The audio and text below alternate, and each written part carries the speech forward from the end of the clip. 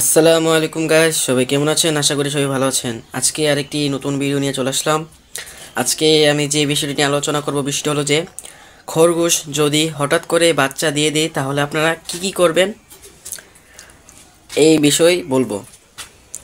এই যে দেখেন, আমার খরগোশটা বাচ্চা দিয়েছে আজকে সকালে ফজর নামাজের সময় বাচ্চা দিয়েছে। এই যে দেখেন আমার খরগোশটা আলহামদুলিল্লাহ 4টা বাচ্চা দিয়েছে, মাশাআল্লাহ আলহামদুলিল্লাহ। এই যে বিষয়টি নিয়ে আলোচনা করবো সেটা হলো যে খরগোশ যদি হঠাৎ করে বাচ্চা দেয় তাহলে আপনারা কীভাবে রাখবেন।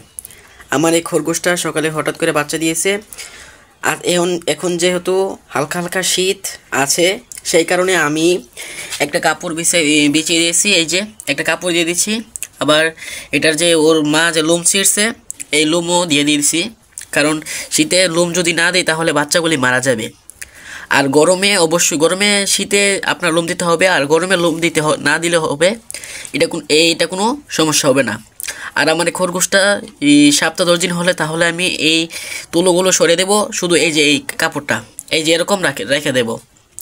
বুঝতে পারছেন তো? আপনারা গরমে কিভাবে রাখবেন? শীতে রাখবেন একভাবে, গরমে রাখতে হবে আরেকভাবে। গরমে আপনারা যেভাবে রাখবেন, গরমে শুধু এই লোমগুলি দিবেন না, এই লোমগুলি না দিয়ে শুধু একটা এরকম কাপড় বিছিয়ে দিয়ে দিবেন, তাহলেই চলবে। আর খরগোশ কিন্তু নিজে খাওয়াবে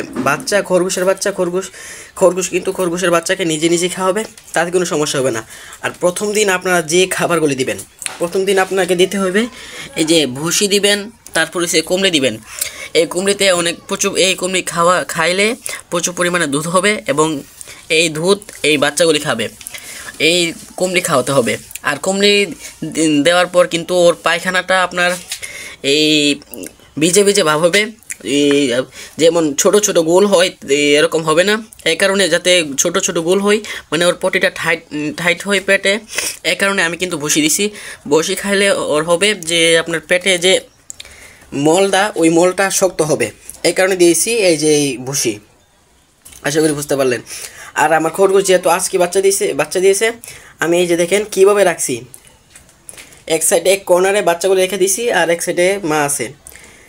বাচ্চা এমন না যে খরগোশ বাচ্চা দেওয়ার পর মা খরগোশ বাচ্চার সাথে সারাদিন থাকবে, সারাদিন বাচ্চার সাথে থাকবে না। ওর টাইম মতো প্রত্যেক দিন 3 থেকে 4 বার শুধু খাওয়াবে, আলাদা টাইমে খাওয়াবে। আর কিভাবে বুঝবেন যে আপনার খরগোশের পেটে দুধ আছে? কীভাবে বুঝবেন যে আপনার মা খরগোশ বাচ্চা খরগোশকে খাওয়াইছে? আমি দেখাই আপনাদেরকে। আর যদি না খাওয়াই তাহলে আপনার কীভাবে খাওয়াবেন এই বিষয় নিয়ে আমি একটা ভিডিও দেব, যেটাকে হ্যান্ড ফিড বলে। এই যে দেখেন ওর পেটটা দেখেন, একদম ফুলে মাশাআল্লাহ সাদা হয়ে রয়েছে, একদম ফুলে রয়েছে, তার মানে এটা দুধ খেয়েছে, এভাবে বুঝবেন। তারপর হচ্ছে, আর এটা যেহেতু ছোটো বাচ্চা, এর কারণে কিন্তু ওদেরকে কিন্তু মশা অনেক বিরক্ত করে। আবার এই মশা বিরক্ত করে প্রচুর পরিমাণে যদি মশা বিরক্ত করে তাহলে কিন্তু এরা মারাও যাবে। আবার যদি এরা দুধ না খায় তাহলে কিন্তু এরা মারা যাবে। তাহলে আপনার প্রত্যেক দিন চেক করতে হবে সবগুলিকে যে পেটে দুধ আছে কি না। আবার অনেক খরগোশ আছে বাচ্চা দেওয়ার পর দুধ খাওয়ায় না, এর কারণেও মারা যায়। এই যে দেখেন আমি আমার খরগোশটা রাখছি এখানে, আর বাইরে দেখেন এরকম একটি কাপড় দিয়ে এই যে এরকম মশারি দিয়ে আমি পুরো খাঁচাটাকে আমি একদম রাউন্ড করে আমি ঘুরে দিয়েছি। আর রাত্রে আমি আরও ভালো করে এটা ঘুরে দেবো, ওর উপরে কাপড় দিয়ে দেবো, সাইডে কাপড় দিয়ে দেবো। এখানেও সাইডে কাপড় আছে, এ সাইডেও কাপড় আছে, পেছনেও আছে, শুধু উপরটাই ঘুরে দিব। তাহলে আলহামদুলিল্লাহ আপনার খরগোশের বাচ্চা মারা যাবে না। আর এই খরগোশ বাচ্চা দেওয়ার পর আপনারা কী খাওয়াবেন?